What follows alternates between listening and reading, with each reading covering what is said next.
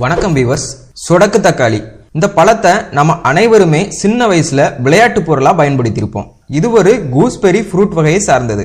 இது பரவலா மழைக்காலங்கள்ல எல்லா இடத்திலையும் அதிகமா வளரக்கூடிய ஒரு மூலிகை செடி.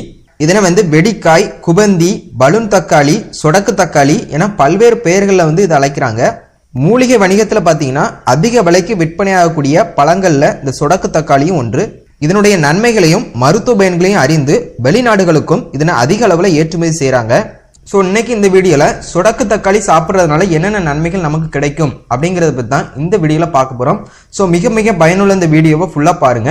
அதுக்கு முன்னாடி நீங்க இது வரைக்கும் நம்ம சேனலை சப்ஸ்கிரைப் பண்ணலனா வீடியோ கீழே இருக்கிற ரெட் கலர் சப்ஸ்கிரைப் பட்டனை கிளிக் பண்ணி சப்ஸ்கிரைப் பண்ணிக்கோங்க. அப்படியே பக்கத்துல இருக்க பெல் பட்டனையும் கிளிக் பண்ணிக்கோங்க. நாங்க எந்த வீடியோ அப்லோட் பண்ணாலும் உங்களுக்கு உடனடியாக கிடைக்கும்.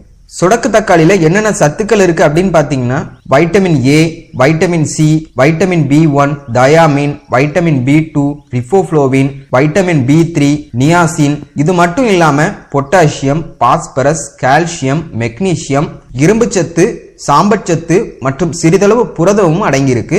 இவ்வளவு சத்துக்களும் இந்த சின்ன அளவிலான இந்த சொடக்கு தக்காளியில அடங்கியிருக்கு. இந்த சொடக்கு தக்காளியை நம்ம சாப்பிடும் போது நமக்கு என்னென்ன நன்மைகள் நமக்கு கிடைக்கும் அப்படின்னு பாத்தீங்கன்னா, ஒன்று, அனிமியா குணமாகும். இரத்தச்சோகை பிரச்சனையால் அவதிப்படுறவங்க இந்த பழத்தை சாப்பிட்டு வர இரத்தச்சோகை குணமாகும். இதில் இருக்கக்கூடிய அதிகப்படியான இரும்பு சத்து புதிய இரத்த செல்கள் உற்பத்திக்கு உதவி செய்யும். இரத்த அளவு கம்மியா இருக்கிறவங்க இந்த பழத்தை சாப்பிட்டு வர புதிய இரத்தம் உற்பத்தியாகும். அதோடு உடலில் உள்ள இரத்தமும் சுத்தமாகும். இரண்டு, கல்லீரல் புதுப்பிக்கப்படும். இந்த பழத்தை சாப்பிட்டு வர கல்லீரலில் உள்ள டாக்ஸின்கள் அனைத்தும் வெளியேறும். அதோடு கல்லீரலில் உள்ள கழிவுகள் அனைத்தும் வெளியேறி கல்லீரல் சுத்தமாகும். இதன் மூலமாக கல்லீரலில் உள்ள ஒவ்வொரு செல்களும் புதுப்பிக்கப்பட்டு புது பொலிப்பு பெறும். சோ கல்லீரல் சம்பந்தமான பிரச்சனையால் அவதிப்படுறவங்க இந்த பழத்தை சாப்பிட்டு வர மிகவும் நல்லது. மூன்று, நரம்பு மண்டலம் சம்பந்தமான பிரச்சனைகள் குணமாகும். நரம்பு மண்டலம் சீராக செயல்படுவதற்கு ரொம்பவே அவசியமான சத்து அப்படின்னு பாத்தீங்கன்னா விட்டமின் பி. சொடக்கு தக்காளியில பாத்தீங்கன்னா வைட்டமின் B1, B2, B3 சத்துக்கள் அடங்கி இருக்கு. சோ நரம்பு சம்பந்தமான பிரச்சனையால் அவதிப்படுறவங்க இந்த சொடக்கு தக்காளியை சாப்பிட்டு வர நரம்பு சம்பந்தமான அனைத்து நோய்களுமே குணமாகும். குறிப்பாக கீழ்வாத நோயினால் உண்டாகக்கூடிய மூட்டு வீக்கம் மற்றும் மூட்டு வலி போன்றவற்றை குணமாக்கும். கீழ்வாதம் மற்றும் நரம்பு சம்பந்தமான பிரச்சனையால் அவதிப்படுறவங்க இதை சாப்பிட்டுவாங்க, நல்ல பலன் கிடைக்கும். நான்கு, மூளையின் செயல்பாட்டிற்கு மிகவும் நல்லது. இந்த சொடக்கு தக்காளியை சாப்பிட்டு வர மூளையில் உள்ள இரத்த ஓட்டம் சீராக இயங்கும், ஞாபக சக்தி அதிகரிக்கும். சோ நினைவாற்றல் குறைபாடு சம்பந்தமான பிரச்சனையால் அவதிப்படுறவங்க இந்த சொடக்கு தக்காளியை சாப்பிட்டு வர அவர்களின் நினைவாற்றல் அதிகரிக்கும். அதோடு மூளை சுறுசுறுப்பாகவும் செயல்பட உதவி செய்யும். ஐந்து, கண்கள் ஆரோக்கியத்திற்கு மிகவும் நல்லது இந்த சொடக்கு தக்காளி. இதில் அதிக அளவு வைட்டமின் ஏ மற்றும் கரட்டினாய்டுகள் அடங்கியிருக்கு. இதில் கேரட்டை விடவும் அதிக அளவு சத்துக்கள் அடங்கியிருக்கு. சோ கண் சம்பந்தமான பிரச்சனையால் அவதிப்படுறவங்களுக்கு ரொம்பவே நல்லது.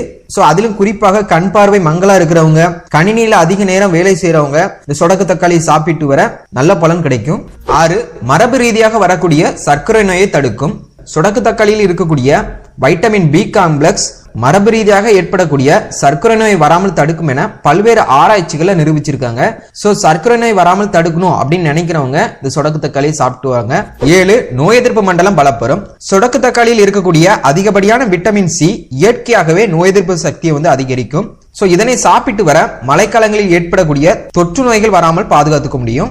எட்டு, இரத்த அழுத்தம் கட்டுப்படுத்தப்படும். இதில் இருக்கக்கூடிய பைட்டோ கெமிக்கல்களான பாலிபினால் மற்றும் கரட்டினாய்டுகள் உடலில் உள்ள இரத்த அழுத்தம் சீராக இருக்கிறதுக்கு உதவி செய்யும். மற்றும் இதில் இருக்கக்கூடிய வேதிப்பொருட்கள் கரையக்கூடிய பெக்டின் நார்ச்சத்துடன் இணைந்து உடலில் உள்ள கெட்ட கொழுப்பையும் கரைத்து வெளியேற்றும். அதோடு இருதயமும் சீராக இயங்குறதுக்கு உதவி செய்யும். ஒன்பது, எலும்புகளை வலுவாக்கும். சொடக்கு தக்காளியில் இருக்கக்கூடிய அதிகப்படியான கால்சியம் மற்றும் பாஸ்பரஸ் எலும்புகளுக்கு நல்ல வலிமையை கொடுக்கும். அதோடு இதில் இருக்கக்கூடிய பெக்டின் எலும்புகளுக்கு தேவையான கால்சியம் மற்றும் பாஸ்பரஸை உறிஞ்சுவதற்கு உதவி செய்யும். சோ எலும்பு சம்பந்தமான பிரச்சனையால் அவதிப்படுறவங்க இந்த சொடக்கு தக்காளியை சாப்பிட்டு வர மிகவும் நல்லது. பத்து, செரிமானம் சீராகும். செரிமான மண்டலம் சீராக நடைபெற தேவையான சத்து என்ன அப்படின்னு பாத்தீங்கன்னா நார்ச்சத்து. இந்த நார்ச்சத்து இந்த சொடக்கு தக்காளியில அதிக அளவுல இருக்கு.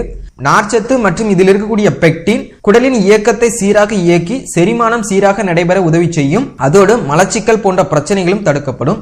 என்ன நண்பர்களே, இன்னைக்கு இந்த வீடியோல சொடக்கு தக்காளி சாப்பிடுறதுனால என்னென்ன நன்மைகள் நமக்கு கிடைக்கும் மற்றும் குணமாகக்கூடிய நோய்கள் என்ன அப்படிங்கறத பத்தி பார்த்தோம். இவ்வளவு நன்மைகளை தரக்கூடிய இந்த சொடக்கு தக்காளியை கண்டிப்பா சாப்பிடுங்க. ஒருவேளை உங்களுக்கு சாப்பிட்ட அனுபவம் இருந்ததுன்னா வீடியோ கீழே கமெண்ட்ல சொல்லுங்க. இந்த வீடியோ உங்களுக்கு பிடிச்சிருந்தா லைக் பண்ணுங்க. பிறருக்கும் பயனுள்ளதா இருக்கணும் அப்படின்னு நினைச்சீங்கன்னா ஷேர் பண்ணுங்க, சப்ஸ்கிரைப் பண்ணுங்க. தேங்க்யூ.